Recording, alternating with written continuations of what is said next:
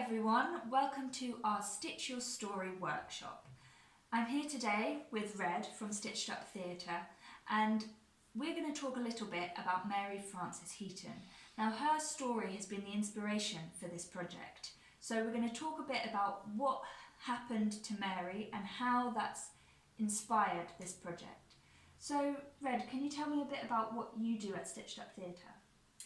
Well, I'm the artistic director at Stitched Up Theatre, and in a way that just means that I sort of brought everybody together, and I had the vision to make an opera about Mary Frances Heaton, and I also play Mary in the opera.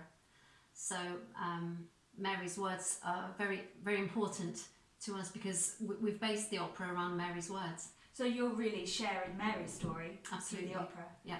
So what is so important about Mary's words? Well, actually, if we didn't have these samplers, then we wouldn't know the story. We wouldn't know what happened to her. We wouldn't know anything about her, and she would have just been lost and forgotten in history, like so many other people, and especially women in asylums and in the 19th century.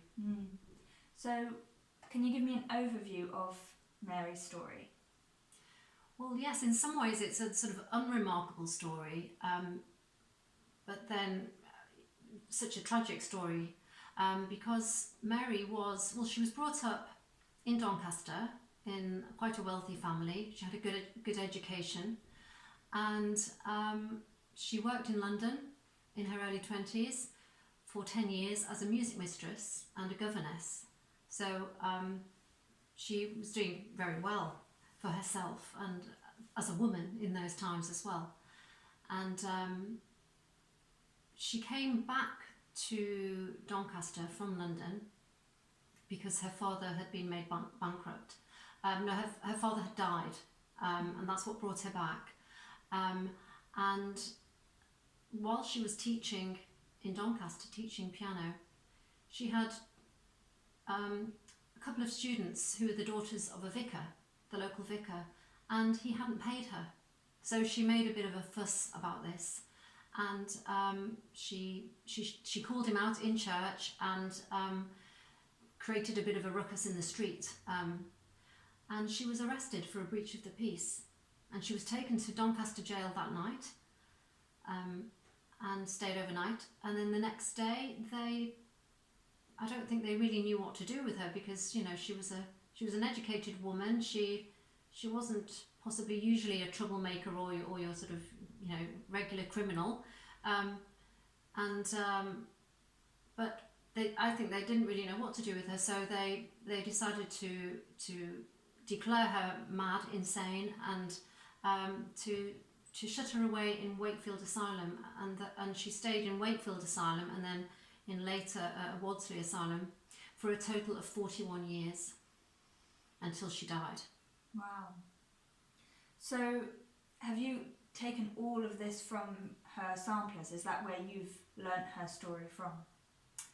Mostly from her samplers, and also from some other archives about the sort of the legalities of the day and what was happening in the amongst the magistrates and what they decided. So, but for Mary's story herself, the story that she wanted to tell of her experience, that has come from the samplers. Absolutely, and they're not a description of what happened to it. They're her own words. Yeah. Wow. So, what exactly did we learn about Mary's life from those samplers? Specifically, what areas of her life did we learn about? Well, we learned about some of the things that I've just mentioned. That the vicar had two daughters, and he hadn't paid for the lessons and things like that. So we learnt about parts of that story, but I think we also get a bit of a picture of her life as well. So as I said, we know something about her family. We know something about her education, about her character, about her struggles inside the asylum, and about her politics and her beliefs, and about her experiences in love as well. Wow, so quite a well-rounded view of her, who she was. Yeah. Lovely. So we've got some examples here, some of the the quotes from Mary's samplers, the words that she has written herself into the fabric through stitch. So if you could tell me a little bit more about some of these. So for example, she's written mistress of her own castle. Yeah. What does she mean by that? She means that she was an independent woman and she could pay her own way. And when she was, when she came before the magistrates and they were calling her a pauper and said that she had no money and she couldn't look after herself and let's just put her in the asylum, she said, where did you get this idea?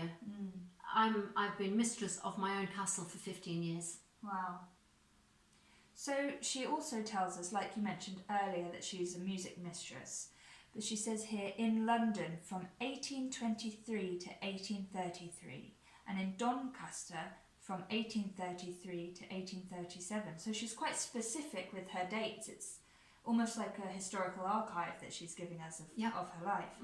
And then she goes on to say, she had a degree of confidence in her own method of teaching music, which nothing could ever shake.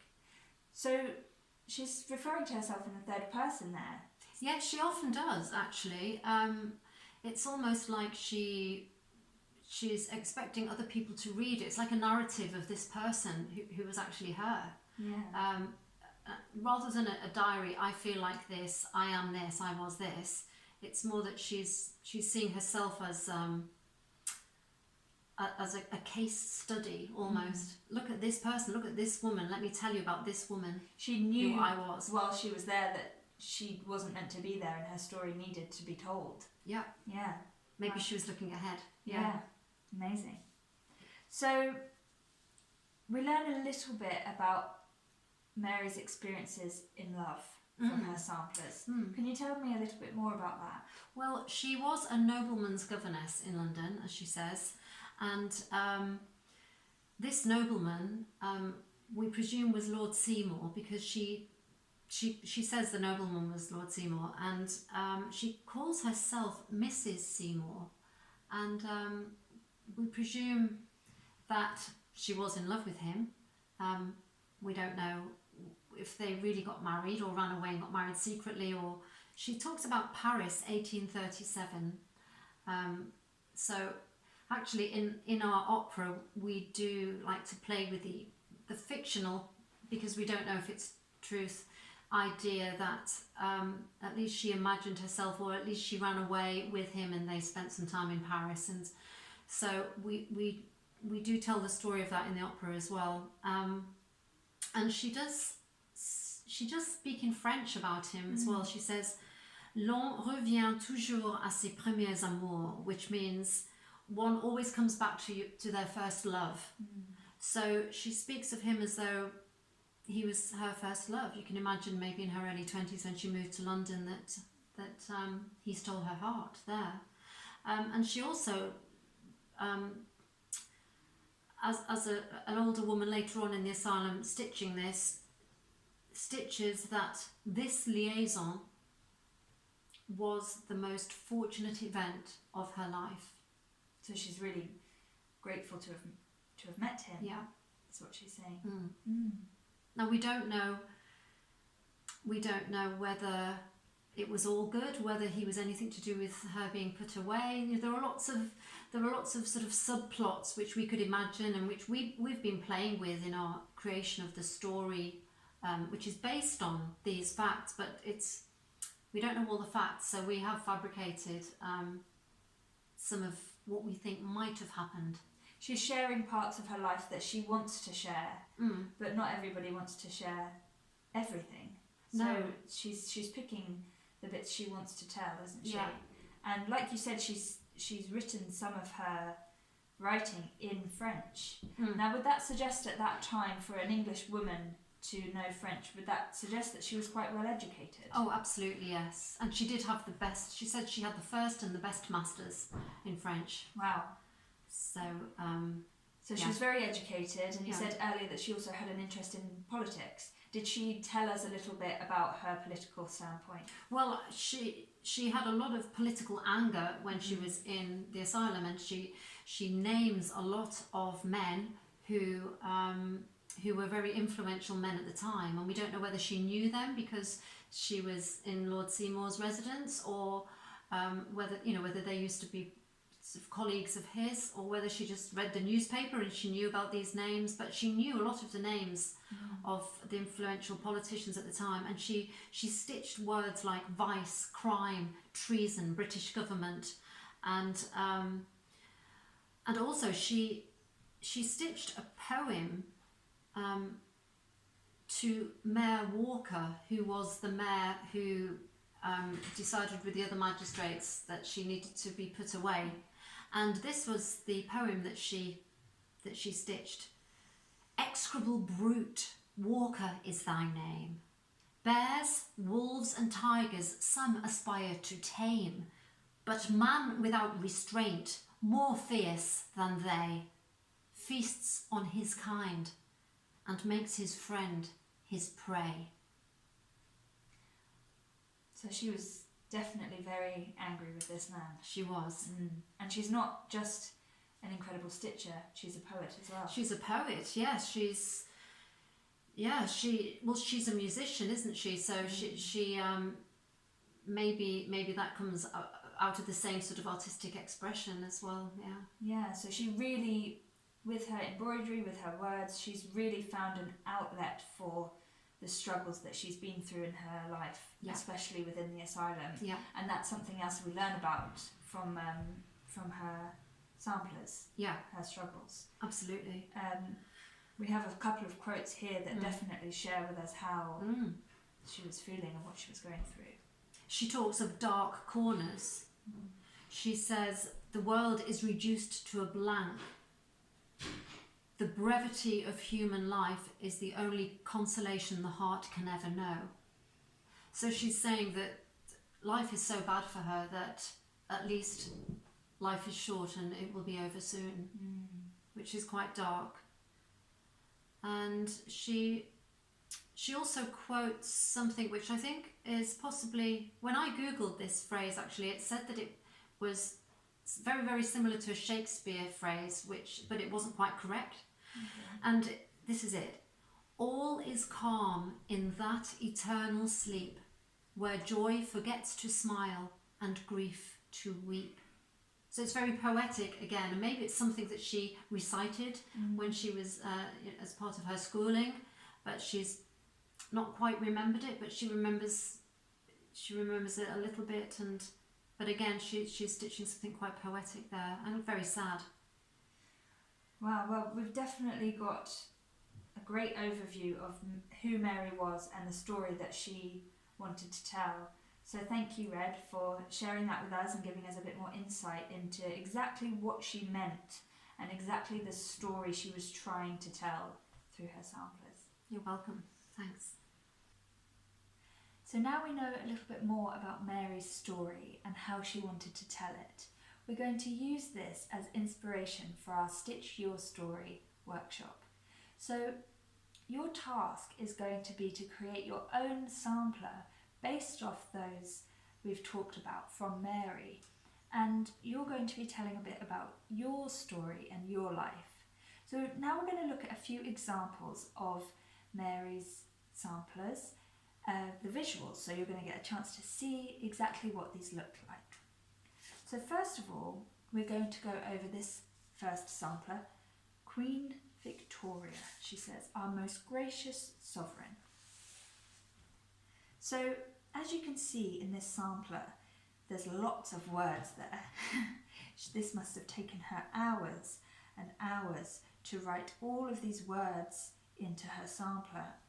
So this is quite detailed in what she was trying to say. She was clearly trying to really tell a story of something here.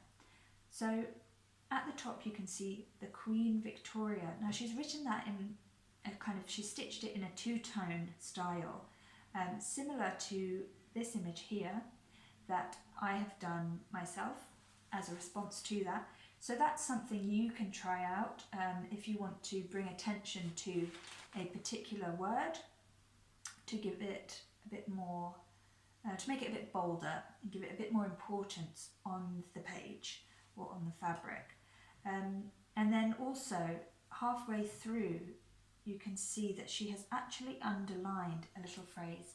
She's underlined it with red stitch. It says fair to look upon. Next we're going to look at this sampler. Esther or treason, it says at the top. And what we want to talk about here is the scale that she's working with. I imagine that this is a bigger piece, and there's some parts of the text that are large and some that are very small, where she's written a bit more, maybe a bit more detail, she's done smaller writing, and then where she's wanted the words to pop out and jump out, she's written them big, like Esther or treason, from Mrs. Seymour, music mistress. And then she's written numbers and dates, lots and lots of information here we've got. So if you were in your sampler wanting to talk about certain dates that you did a certain job, or certain people in your life, maybe family, your sister, your brother, your friend, this might be something you want to use. You might want to make those words bigger to give them more importance. We can also look at the composition here. So she's used a lovely colour palette, that red and the kind of corally pink almost, the pale pink. So she's used a really nice colour palette which brings the whole thing together with the black and white, and then there's a bit of green in the centre towards the top where she's done some flowers. So you can use decoration if that's something you enjoy to decorate your piece. She's also used kind of patches and shapes, and I've got an example of this as well that I've responded to that I can show you here.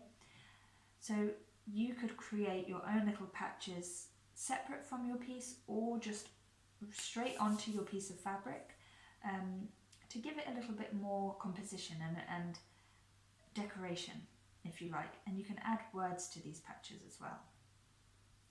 Another thing to look at in this sampler is the lovely border around the edge. So you can think about your border of your sampler and plan ahead of what you might do. Maybe you want to do a coloured border like that. Now the next one we're going to look at is this one. British government, it says on one side. Now, for me, I feel like this one is really well finished. It's very precise. It's very well thought out. What I'd like to show you with this piece is the fact that she's used lots of different types of font. So like we said before, there's big and there's small. But as you can see, she said Esther Aurelia, and she's written that in cursive writing. And it's very different to the rest, which is all in capitals, all very kind of blocky and straight. This has a bit more flow to it. So that might be something you want to think about. How can you use different fonts for different words to show maybe a different character? It's nice to just inspect these pieces and see what you can take from them to inspire your own work. So the next one that we're going to look at is Patterns of Satin Pocketbook.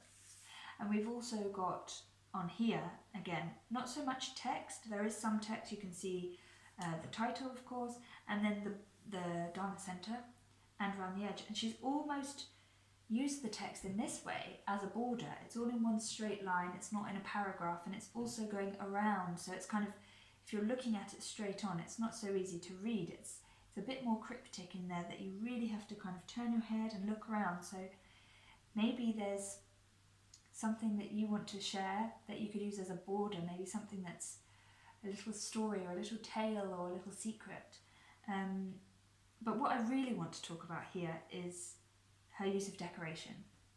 So you might be someone who loves to embroider, or maybe it's new for you but you want to have a go, and maybe you're not sure what you want to say. You might be able to pick out a few words that you want to embroider, but you might want to delve more into the decoration, perhaps.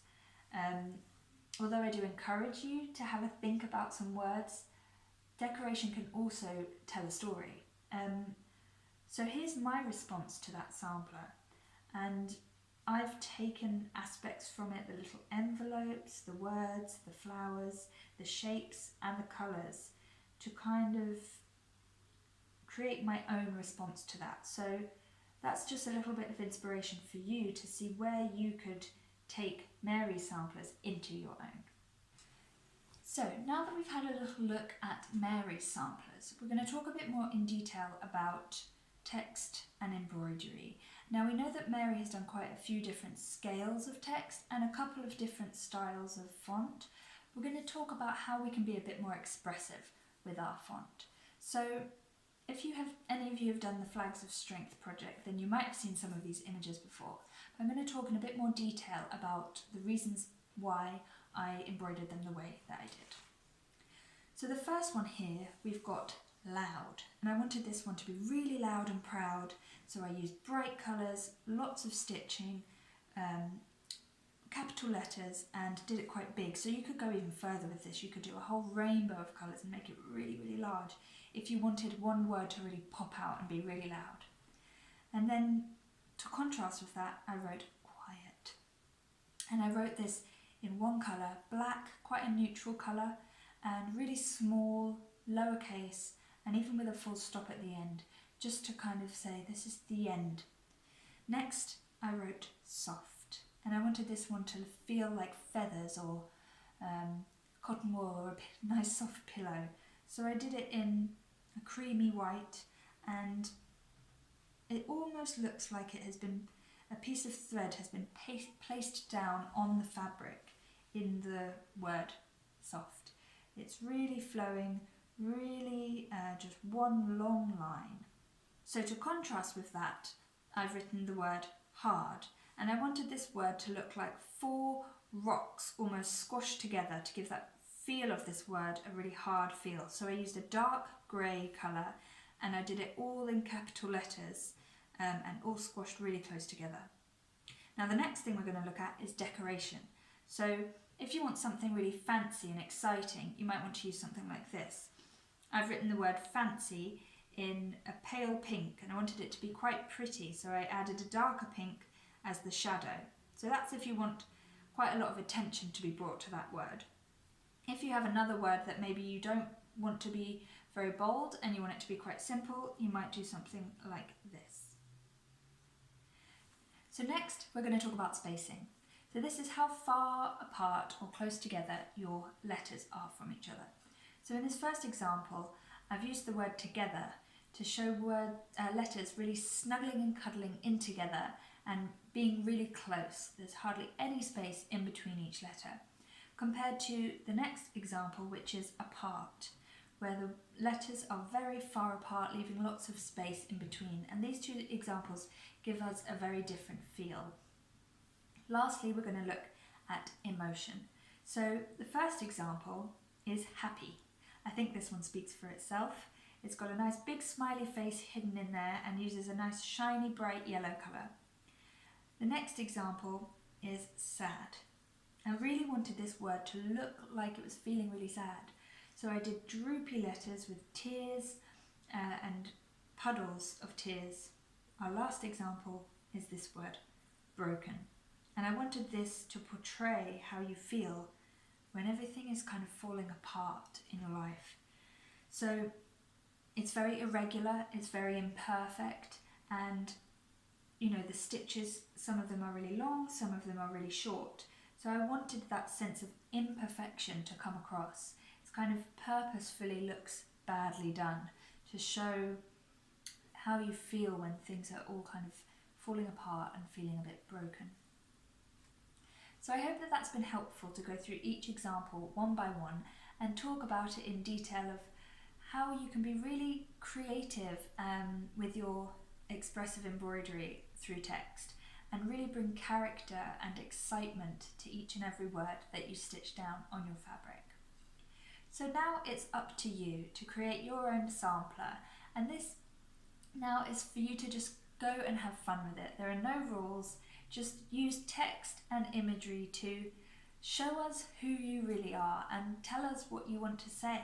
So you can write one word, a sentence, or even a whole poem or story. It's up to you how much you want to write down on the paper, and it's up to you what aspects of your life you want to share. So you could talk about family and friends, your parents, your children, your brothers and sisters, or you could talk about your hobbies. Maybe you like to play certain sports or do certain activities or go certain places at the weekends. Maybe you really love to cook and you want to tell us about the foods you like to cook or the foods that you just like to eat. Maybe you've lived all over the world in your life and you want to tell us about those places, or maybe you've just lived in one place and that place is really important to you. Similar to jobs, you might have had lots of different jobs and they've really formed who you are as a person, or maybe you've just had one really important job in an industry that is really important to you. So have a think about you, look in the mirror and take this time to learn something about yourself and document it through stitch, just like Mary did. So that's all from me today. Thank you so much for watching. I hope you've enjoyed this video, and I really hope that you have fun when you stitch your story.